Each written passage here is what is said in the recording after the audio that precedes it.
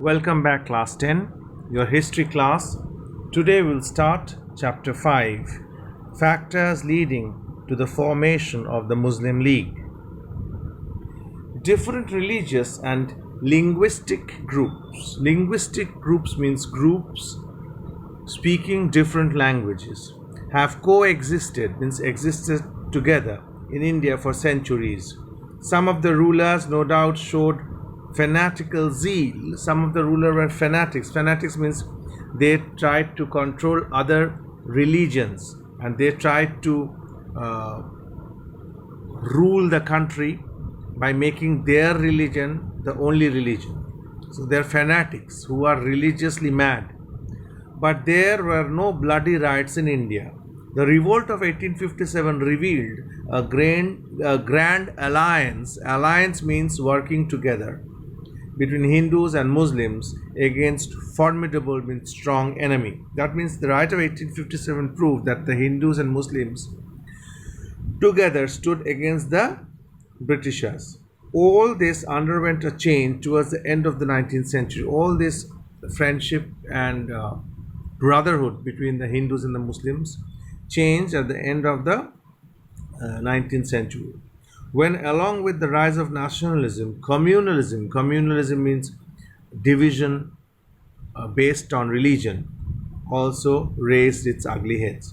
Factors responsible for the growth of communalism in India. Communalism, not communism. Communalism means differences based on religion.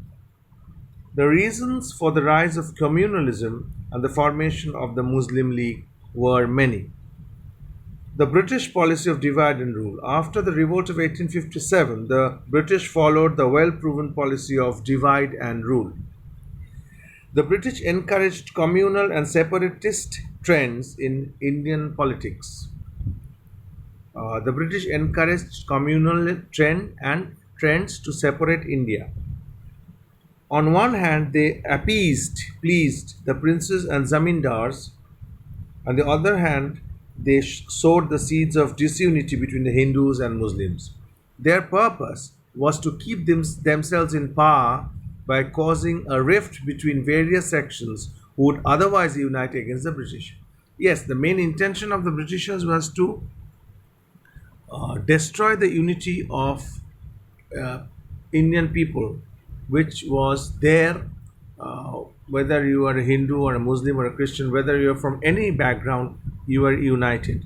So if you are united, you know that unity is strength. So divided we fall. So if we can divide and if we can sow the seeds of enmity in the hearts of the people of India, so they will be very busy fighting amongst themselves. And in this whole thing, keeping this in the background, the British can keep on ruling, because if people fight amongst themselves, if countrymen fight amongst themselves, the country will obviously become weak. For over 3 decades after the revolt, the Muslims were treated with suspicion by the British. They held them guilty of the revolt of 1857. In fact, the Muslims were suppressed systematically. In the army, their recruitment was limited. Even civilian officers were denied to them. Gradually, the entire scene began to change. As the Congress government gained force, the government's hatred towards Hindus also grew. The government wished to keep the Muslims aloof from the Congress. Sir Syed Ahmed Khan and Theodore Beck, the first principal of the Mohammedan College at Aligarh, tried to convince the Muslims that Congress was a Hindu organization which would be avoided at all cost. Partition of Bengal was a clear example of an application of the policy of divide and rule. So, government wanted to keep the Muslims aloof from the Congress because, the government wanted to keep the Muslims aloof from the Congress, yes, because they told the Muslim people that that Congress was basically a Hindu organization, and you should always keep your connections aloof from it. So, and they believed, because the Britishers had a very weird convincing power. They used to convince the people, and the people used to believe them. Educational and economic backwardness of the Muslim community. Islam in India during the first 70 years of the 19th century had almost declared a war against the Western education. The Muslim people, were totally against the Western education system, while children of the Hindus went to school run by government or Christian missionaries. Hindus, they send their children to missionary schools, but the Muslims kept away from the Western education. So this widened the gap between two communities, and because the Hindus became more educated and the Muslims were not that educated in comparison to the Hindus. Later, as a result of the efforts of Syed Ahmed Khan and Tyabji, the Muslims took to a new learning. But even now, they were going too slowly as compared to the other communities, the Hindus, the Christians, the Parsis. That led to the growth of communalism. The Muslims were led to believe that supporting the government was the surest way of getting government jobs or other rewards and honors.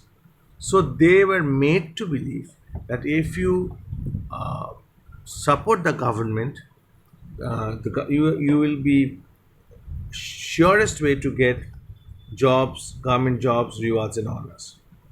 Next was there was an economical backwardness of the country. The British were exploiting India's economic resources by various means. The industrial progress was very slow. As a result, unemployment and poverty increased tremendously. There was an intense competition for jobs. Far-sighted Indians knew that only independence could liberate India of its economic ailment. So people who were knowledgeable people, who were far-sighted people, they understood that the only way to get rid of this economic crisis was to liberate India from this British rule. But many others thought of such soft options as reservations of jobs for various communities of caste. But some group of people thought that reservation for a different caste or creed will be helpful. Baneful or negative impact of communal instruction in history.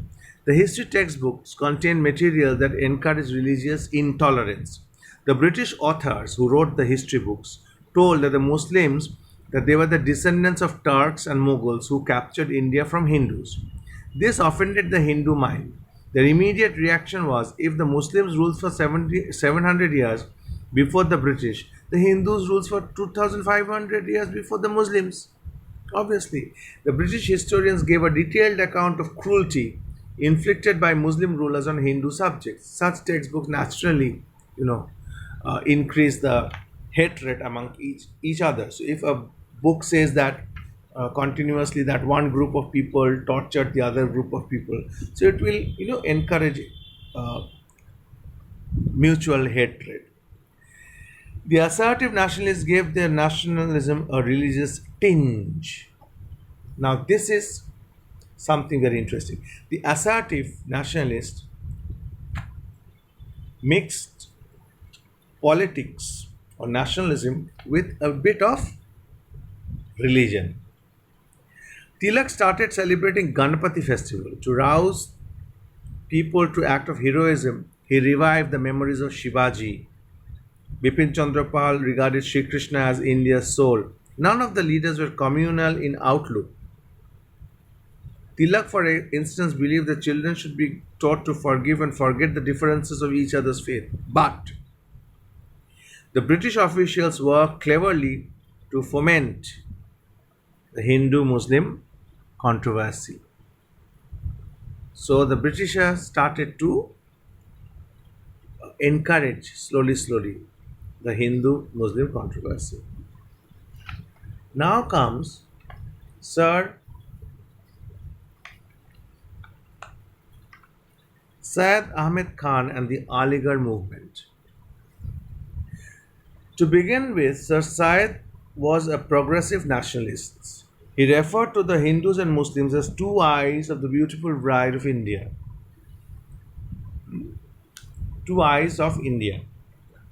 But in the 80s of the 19th century, Sir Syed totally disagreed and was a totally changed man. He advised the Muslim not to join Congress.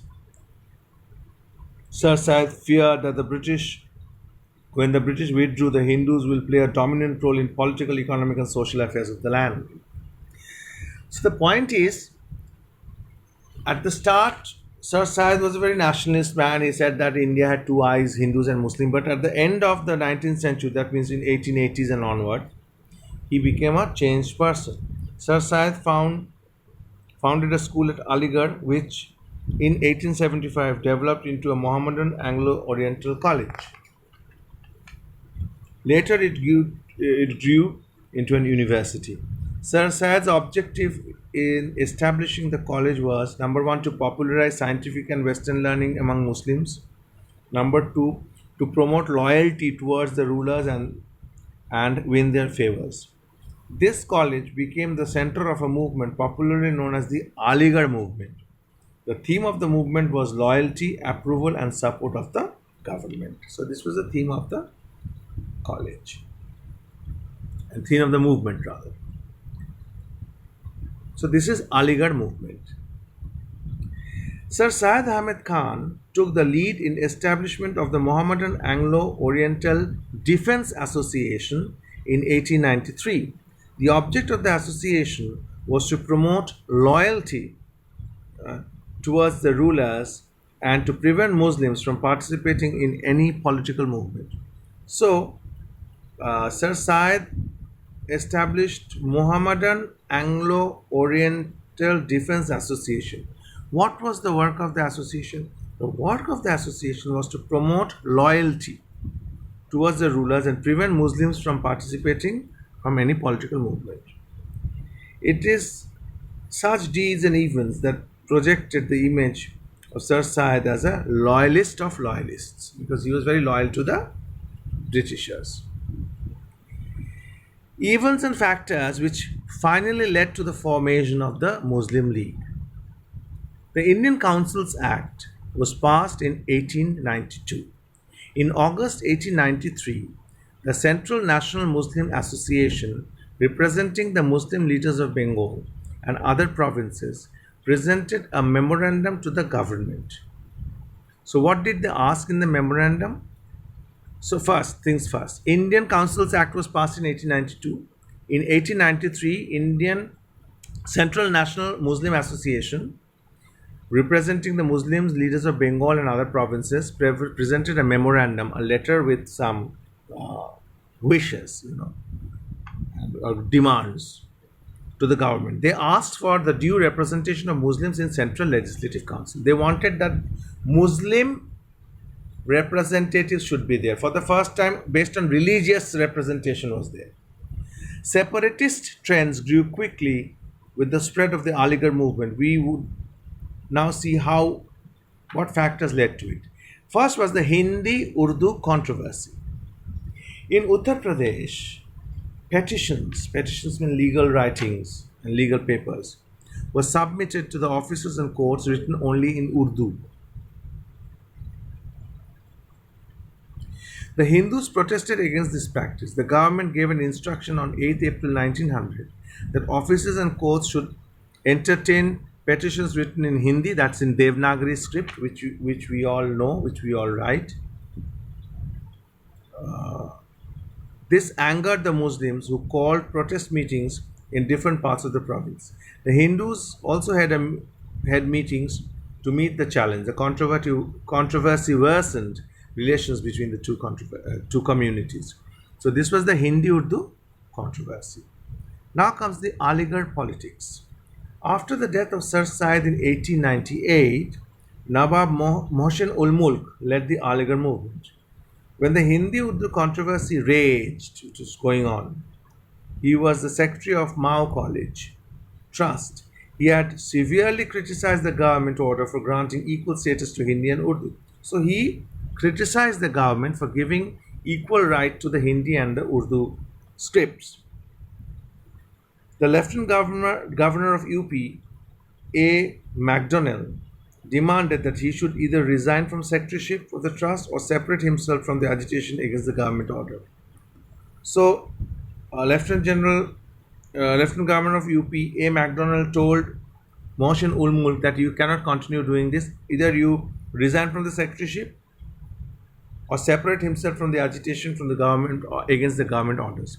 So the Nawab cooled down for the time being. But other Muslim leaders were angry and put forward the suggestion of establishing a political organization for the Muslims. So they wanted a separate political organization for their demands to be heard. Anti-partition movement. During the early phase of anti-partition movement, a large number of Muslims took part in protest meetings. But the government was eager to prevent the Muslims from joining the mainstream Indian life. The government never wanted the Muslims to enter the mainstream politics. It won over Nawab Salimullah of Dhaka to this cause. As the days passed by, more and more persons from the Muslim upper class came under the influence of the British. The government could secure the support of the Muslims on the ground of new province, that the Muslims majority region. The Muslims were short-sighted, and a new factor had been introduced in history which was bound to affect the future of not only the province but the whole of India.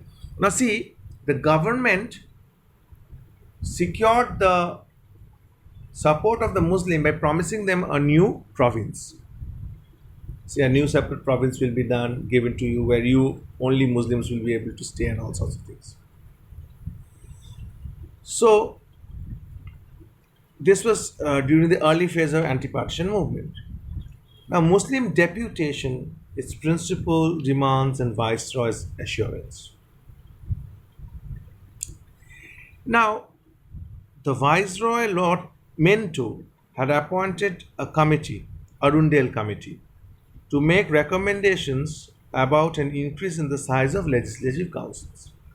The Muslims therefore decided to present an address to the viceroy because they wanted a Muslim representation in the legislative council. As to the subject matter of the address, Mr. Archbold, the principal of Mao College, made a few suggestions. He said, see, once while you will be giving the deputation, include these suggestions. Number one, first, he suggested there should be an expression of fear that general system of election would harm the Muslim. You should write in the deputation that we are getting afraid that if general election is held, our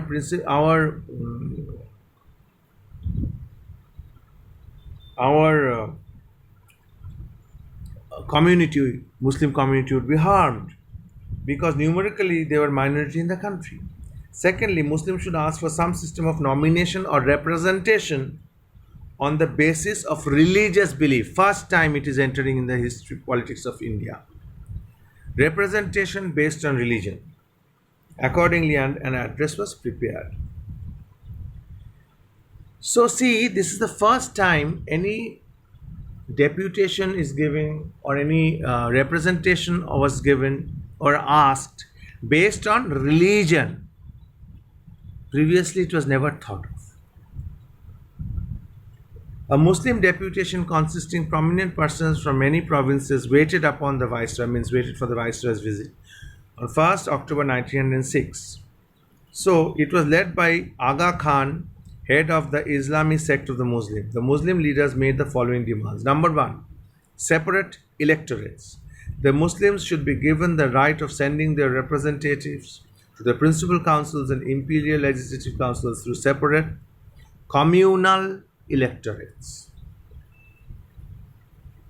So, the Muslims will have the right to send representatives to the provincial councils and imperial legislative councils, different posts, based on religion. Weightage in representation. The representation of Muslims community should not be determined by the numerical strength. It should be in accordance to the position occupied in India for 100 years ago. It will not be based on numerical strength. It will be based on the position occupied by them for hundreds of years. Separate representation in municipal and university bodies. There should be some scheme for giving adequate representation to the Muslims in municipal and district bodies, boards and senates and syndicates of Indian universities. Greater representation in civil, military and judicial services. Greater representation should be given in such these services, civil services, military services and judicial services. There should be a Muslim judge in every high court. They also said that. The founding of a Muslim university. The deputation also asked for help in founding a Muslim university. The address included with the words that the bond of loyalty united the Muslims with the British in India. That was oiling the Britishers because that is the only thing they knew. Because they were brainwashed that way. It was not their fault. Lord Minto's assurance. Lord Minto gave an assurance that the political rights and interests of Muslims would be duly safeguarded. Such an assurance gave rise to suspicion. So, further separation of Hindus and Muslims. Morley Minto reforms.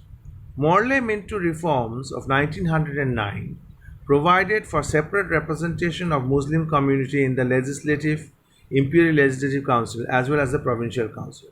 The system of separate representation implied that communities should serve as the basis of representation. In other words, the Muslims would vote for Muslim candidates and Hindus will vote for Hindu candidates. For the first time it happened. Separate electorates struck a fatal blow to the unity of India. That is what exactly the British wanted. Slowly but steadily, they led to the partition of India some 40 years later. See how the seed of separatist and communal seed were planted by the Britishers, and now it has grown, and now it is impossible. You cannot even think the unity.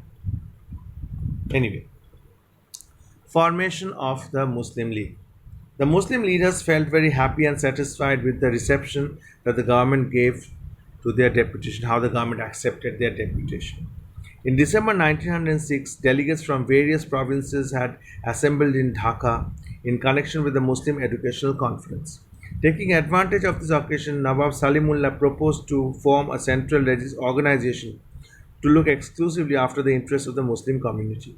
The proposal was accepted and All India Muslim League was formed and founded on 30th December 1906. Its Dhaka session was presided over by Nawab Salimullah. This is how it was formed. But the League's constitution was framed in 1907 at Karachi, now in Pakistan. The first session after the formal adaptation of the constitution, it was held in 1908 at Amritsar under the chairmanship of Sir Syed Ali Imam. So this is how it was. Proposal was accepted and All India Muslim League was formed on 30th December 1906. Dhaka session was presided over by Nawab Salimullah. League's constitution was framed at Karachi. First session was held in 1908 at Amritsar under the chairmanship of Sir Syed Imam. 4 steps. Now at the end, aims and objectives of the League. What were the aims and objectives? Number 1, to promote among Indian Muslims feeling of loyalty towards the British government, and the League would also remove misconceptions that may arise as the intentions of the government in relation to the Indian Muslims. First one is that you should be loyal to the Britishers, and if any misconception arises regarding the intentions of the government, it will be removed from the minds of the Indian Muslims. Number 2, to protect the political and other rights of the Muslims and to place their needs and aspirations before the government in mild and moderate language. Whatever wish they had, whatever aspirations and needs they have, it will be placed mildly, moderately, coolly, peacefully. To prevent the rise of any feeling of hostility, enmity between the Hindus and the Muslims. No, not Hindus and the Muslims, but between Muslims and other communities. All the other communities, not specifically Hindus, Christians, Sikhs, without adversely negatively affecting the aforesaid objectives of the League. See, their main objective was whatever they wanted, they should get. Okay. 2 direct results of the formation of the League. Number 1, the League's leaders were trying to cut off Muslim masses from the national movement. They never wanted. The Muslim League was an outright loyalist organization. They were loyal to the Muslims, they were loyal to Islam religion. Nawab Wakar ul Mulk, a prominent leader of the League, addressing the students' rally of Aligarh, said, "Remember that it is your national duty to be loyal to the British rule. And number two, the British welcomed the formation of the League. They were successful in sowing the seeds of conflict between the two great communities, what I have said before. So, role of the Muslim League in the early years, I'm just going through, generally it is not asking your exam. The Muslim League sabotaged the anti-partition movement of Bengal. During the first few years, resolutions passed by the leagues continued to harp on one theme, replaying the one theme. What is leagues? Greater representation of Muslim in all services, civil and military. The league wanted that Muslims should have a greater representation in the legislative council, greater representation in all the councils. Then their population would allow. They are very less in population, but they wanted greater representation. As the time went on, they began to issue threats of disloyalty if the demands were not met. They tried to threaten this thing. Anyway, they tried to threaten the Britishers that they will break all the ties with them. Attitude of nationalist Muslims, I'm just going through. And Bengal's partition was analyzed. These are not asked in your examinations, but since it is there in your book, I am going through. The nationalist movement, on the other hand, believed that there could be no future for India unless cooperation was established between the two major communities. These are nationalist Muslims. They held two communities constituted in common brotherhood. M. Rashid Ahmed of Deoband School urged that Muslims should not be afraid of Hindus simply because they have the overwhelming majority. Many nationalist Muslims, including Habibur Rahman, joined the Congress. Later on the advice of Abul Kalam Azad, the founder of Majlis-e-Ahrar, the Society of Freemen, the Ahrars made great sacrifice for the Indian cause because learned nationalist Muslim leaders, they knew that if we are united, if Hindus and Muslims were united, it will be easier for the Indians to achieve freedom. In 1910 November, Lord Hardinge became the Viceroy of India in place of Lord Minto. Lord Hardinge thought of a policy that would heal the wounds of India. Then in 1911 December, the partition of Bengal was annulled. Nationalist leaders such as Abul Kalam Azad and two brothers, Muhammad Ali and Shaukat Ali, we learn about them later, felt the need of bringing the leagues and the Congress, Muslim leagues and the Congress together, closer. Their efforts resulted in Congress League Accord in 1916, also known as the Lucknow Pact, where these two came together. The pact proved that despite of religious differences, this is the power of India, Hindus and Muslims could reach a joint decision on political questions. So this is basically chapter 4, short chapter, factors leading to the formation of the Muslim leagues. Go through the lesson today, and as I always tell you, solve the answers in your exercise copies. It will be of great help before your examinations. Thank you very much.